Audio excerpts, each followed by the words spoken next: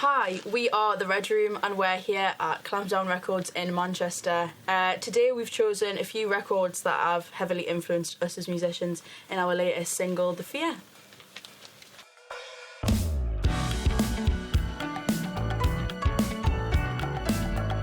So I've chosen two pretty contrasting records. I've got Rubber Soul by the Beatles, which is just a classic to me, and this record in particular is probably my most listened to Beatles record.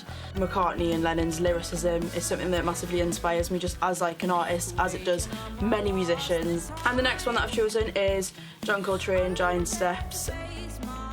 I find The Fear pretty hard for me, like it's probably the hardest song in our set and it's our opener. The melody line that I wrote for myself to sing was really challenging, and Giant Steps is known as like the hardest jazz song to play by a lot of jazz musicians. So yeah, it's a record that I love, and I think it kind of links with my difficulties with the song.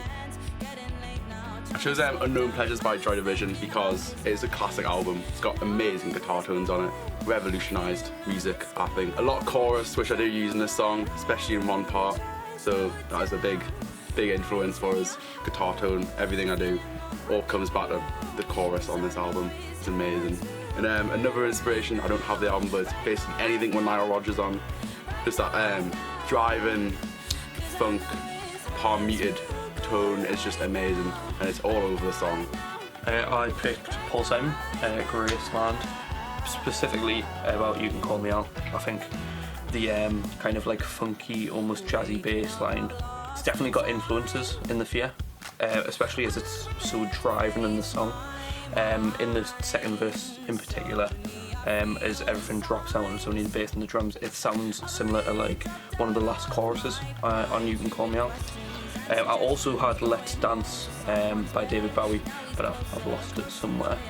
But with like the Nile Rodgers kind of reference and all of like the chic bass line, just so solid, and they always drive the song forward. So I've chosen Speaking in Tongues by Talking Heads. It's a really good album. David Byrne is just amazing on this.